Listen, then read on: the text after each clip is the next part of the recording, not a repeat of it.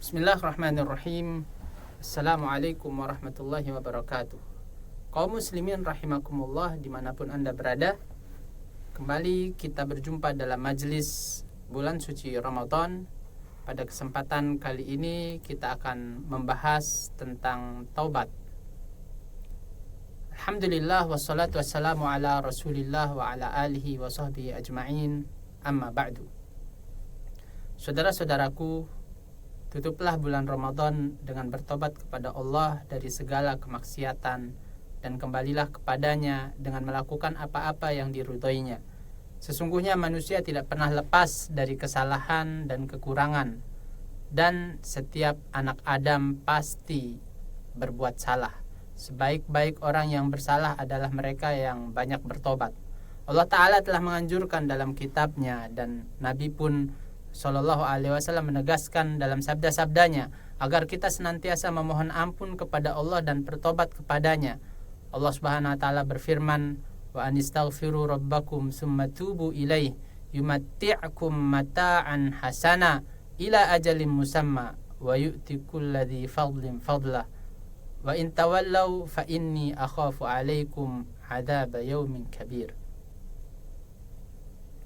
Dan mohonlah ampun kepada Tuhanmu, kemudian bertobatlah kepadanya.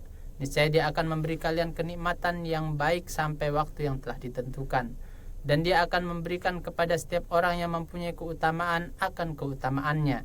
Jika kalian berpaling, maka sungguh aku khawatir kalian akan ditimpa azab pada hari yang besar. Allah Subhanahu wa taala juga berfirman, "Katakanlah, sungguhnya aku hanyalah seorang manusia seperti kalian.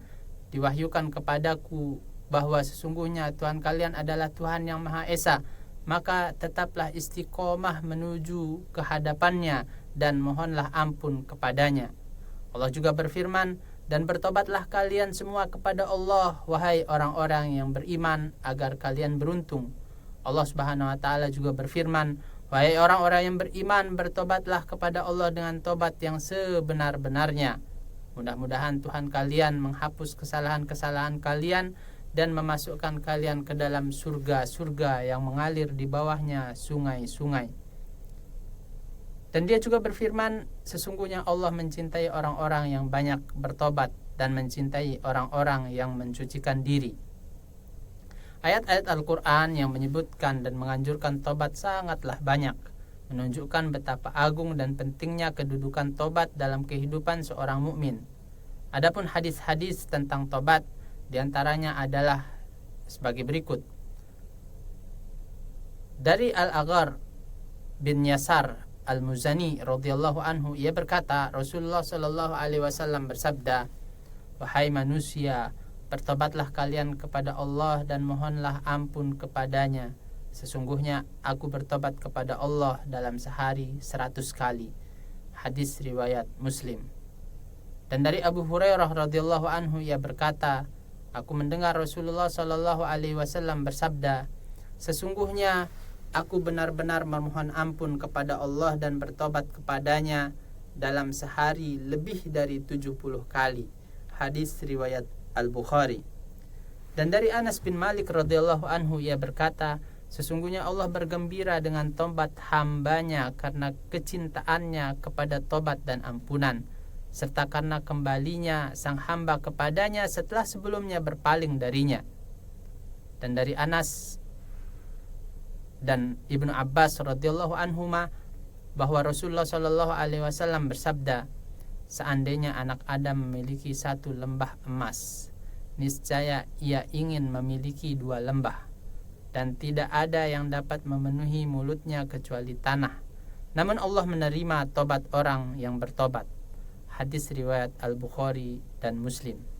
Hadis-hadis ini menunjukkan luasnya rahmat Allah Subhanahu wa taala, besarnya kasih sayangnya kepada hamba-hambanya, serta agungnya kedudukan tobat di dalam Islam. Maka tobat adalah kembali dari perbuatan maksiat kepada ketaatan kepada Allah, karena Dialah satu-satunya zat yang benar-benar berhak disembah. Hakikat penghambaan adalah ketundukan dan kerendahan diri kepada yang disembah dengan penuh cinta dan pengagungan. Apabila seorang hamba menyimpang dari ketaatan kepada Rabb-nya, maka tobatnya adalah kembali kepadanya, berdiri di hadapan pintunya dalam keadaan sebagai hamba yang fakir, hina, takut, dan remuk hatinya di hadapannya. Tobat wajib dilakukan segera, tidak boleh ditunda dan tidak boleh disikapi dengan sikap menunda-nunda. Hal ini karena Allah dan Rasul-Nya telah memerintahkannya, dan seluruh perintah Allah dan Rasul-Nya menuntut untuk segera dilaksanakan dan disambut dengan cepat. Sebab seorang hamba tidak mengetahui apa yang akan menimpanya jika ia menunda. Boleh jadi kematian datang secara tiba-tiba sehingga ia tidak lagi mampu bertobat.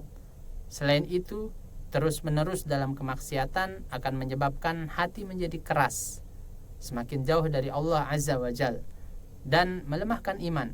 Sungguhnya iman bertambah dengan ketaatan dan berkurang dengan kemaksiatan.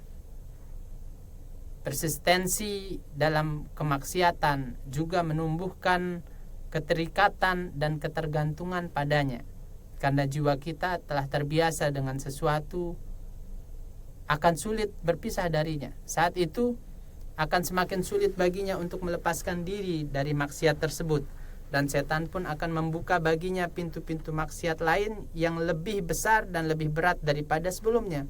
Oleh karena itu, para ulama dan ahli suluk berkata, kemaksiatan adalah jalan pengantar menuju kekufuran. Manusia melalui tahap demi tahap hingga akhirnya menyimpang dari seluruh agamanya. Kita memohon kepada Allah keselamatan dan perlindungan. Adapun tobat yang diperintahkan oleh Allah adalah tobat nasuha, yaitu tobat yang tulus dan sebenar-benarnya, yang mencakup syarat-syarat tobat berikut, yaitu ada 5 perkara. Yang pertama, hendaknya tobat itu murni karena Allah Azza wa Jal, dengan dorongan cinta kepada Allah, pengagungan kepadanya, harapan akan pahalanya, dan rasa takut terhadap siksanya, bukan karena tujuan duniawi dan bukan pula untuk mencari kedudukan di sisi makhluk. Jika ia menghendaki selain itu, maka tobatnya tidak diterima, karena ia tidak bertobat kepada Allah, melainkan kepada tujuan yang ia maksudkan tadi. Kedua, hendaknya ia benar-benar menyesal dan bersedih atas dosa yang telah diperbuatnya, hingga ia berharap seandainya dosa itu tidak pernah terjadi. Penyesalan ini mendorongnya untuk kembali kepada Allah, merendahkan diri di hadapannya, serta membenci hawa nafsunya yang telah memerintahkannya kepada keburukan itu. Dengan demikian, tobatnya lahir dari keyakinan dan kesadaran yang mendalam. Ketiga, hendaknya ia segera menghentikan perbuatan maksiat tersebut. Jika maksiat itu berupa melakukan perbuatan yang diharamkan, maka ia harus meninggalkannya saat itu juga.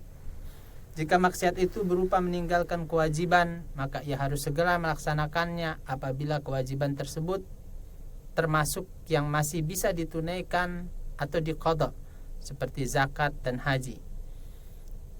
Tidak sah tobat disertai dengan tetap melakukan maksiat. Maka apabila seorang mengatakan bahwa ia telah bertobat dari riba sementara ia masih terus bertransaksi dengannya, maka tobatnya tidak sah. Hal itu tidak lain hanyalah bentuk pelecehan terhadap Allah dan ayat-ayatnya, yang tidak menambah apapun baginya selain semakin jauh dari Allah. Demikian pula jika seorang bertobat dari meninggalkan sholat berjamaah namun ia tetap terus meninggalkannya, maka tobatnya tidak sah. Apabila maksiat tersebut berkaitan dengan hak-hak sesama manusia, maka tobat tidak sah hingga ia menunaikan dan melepaskan diri dari hak-hak tersebut. Jika maksiatnya berupa mengambil atau menguasai harta orang lain secara zalim, maka tobatnya tidak sah sampai ia mengembalikan harta itu kepada pemiliknya jika masih hidup, atau kepada ahli warisnya jika ia telah wafat. Apabila pemiliknya tidak memiliki ahli waris, maka harta tersebut diserahkan kepada Baitul Mal. Jika ia tidak mengetahui siapa pemilik harta tersebut, maka hendaknya ia menyedekahkannya atas nama pemiliknya. Allah Subhanahu wa ta'ala lebih mengetahui hal itu. Jika maksiatnya berupa menggunjing, ghibah, membicarakan aib seorang muslim, maka wajib baginya untuk meminta kehalalan atau meminta maaf dari orang yang dia gunjing itu. Apabila orang yang digunjing itu telah mengetahui gibah tersebut atau dikhawatirkan akan mengetahuinya. Jika tidak, maka hendaknya ia memohonkan ampun untuknya dan menyebutkan kebaikan-kebaikannya di majelis tempat ia dahulu menggunjingnya. Karena sesungguhnya kebaikan-kebaikan dapat menghapus keburukan-keburukan. Tobat dari satu dosa tetap sah meskipun seseorang masih melakukan dosa yang lain, karena amal perbuatan itu dapat terpisah-pisah dan iman memiliki tingkatan. Akan tetapi ia belum berhak menyandang sebutan tobat secara mutlak, serta belum berhak memperoleh sifat-sifat terpuji dan kedudukan-kedudukan tinggi yang dijanjikan bagi para pendosa yang bertobat secara sempurna hingga ia bertobat kepada Allah dari seluruh dosa-dosanya.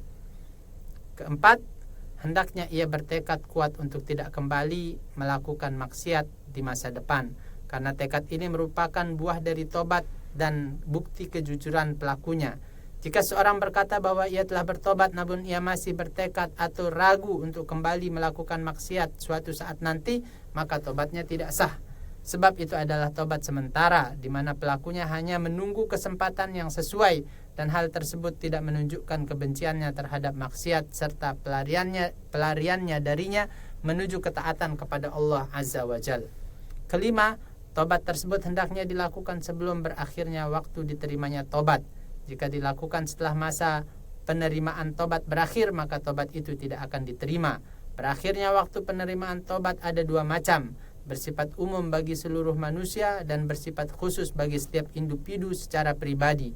Adapun yang bersifat umum yaitu terbitnya matahari dari arah barat. Apabila matahari telah terbit dari barat, maka tobat tidak lagi bermanfaat dan tidak diterima.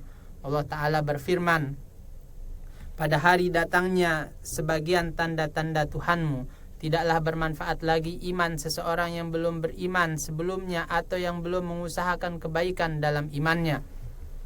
Yang dimaksud dengan sebagian tanda-tanda tersebut adalah terbitnya matahari dari barat, sebagaimana penafsiran Nabi SAW dari Abdullah bin Amr bin Al-As radhiyallahu anhuma. Nabi SAW bersabda, tobat senantiasa diterima hingga matahari terbit dari barat. Apabila matahari telah terbit dari barat, maka dicaplah setiap hati dengan apa yang ada di dalamnya, dan manusia tidak lagi diberi kesempatan untuk beramal. Ibnu Katsir berkata sanadnya hasan. Dan dari Abu Hurairah radhiyallahu anhu, Rasulullah sallallahu alaihi wasallam bersabda, barang siapa bertobat sebelum matahari terbit dari barat, maka Allah akan menerima tobatnya. Hadis riwayat Muslim. Adapun yang bersifat khusus yaitu ketika ajal telah tiba. Apabila ajal seorang telah datang dan ia telah menyaksikan kematian, maka tobatnya tidak lagi bermanfaat dan tidak diterima. Allah Ta'ala berfirman, dan tidaklah tobat itu diterima dari orang-orang yang terus melakukan keburukan hingga apabila kematian datang kepada salah seorang dari mereka, ia berkata, sesungguhnya aku sekarang bertobat. Dari Abdullah bin Umar bin Al-Khattab radhiyallahu anhuma, Nabi SAW bersabda, sungguhnya Allah menerima tobat seorang hamba selama nyawanya belum sampai di tenggorokan. Hadis riwayat Ahmad dan Tirmizi. Apabila tobat telah sah dengan terpenuhinya seluruh syaratnya dan diterima, maka Allah akan menghapus dosa yang ia bertobat darinya, betapapun besarnya dosa tersebut. Allah Subhanahu wa Ta'ala berfirman, katakanlah, wahai hamba-hambaku yang melampaui batas terhadap diri mereka sendiri, janganlah kalian berputus asa dari rahmat Allah. Sungguhnya Allah mengampuni dosa-dosa semuanya. Sungguhnya Dia Maha Pengampun lagi Maha Penyayang. Ayat ini berbicara tentang orang-orang yang bertobat, kembali kepada Rabb mereka dan berserah diri kepadanya. Allah Ta'ala juga berfirman, dan barang siapa melakukan suatu kejahatan atau menzalimi dirinya sendiri, kemudian ia mohon ampun kepada Allah, niscaya ia akan mendapati Allah Maha Pengampun lagi Maha Penyayang. Maka bersegeralah, semoga Allah merahmati kalian. Manfaatkan sisa umur yang ada dengan bertobat secara sungguh-sungguh kepada Rabb kalian sebelum kematian datang secara tiba-tiba, sehingga kalian tidak lagi mampu menyelamatkan diri. Ya Allah, anugerahkan kepada kami tobat yang tulus, yang dengannya Engkau hapus dosa-dosa kami yang telah lalu. Semoga salawat dan salam senantiasa tercurah kepada Nabi kita Muhammad berserta keluarga dan seluruh sahabat beliau. Para pendengar sekalian, demikian apa yang kita pelajari pada hari ini. Kita akan lanjutkan insyaallah pada pertemuan berikutnya besok di waktu yang sama. Assalamualaikum warahmatullahi wabarakatuh.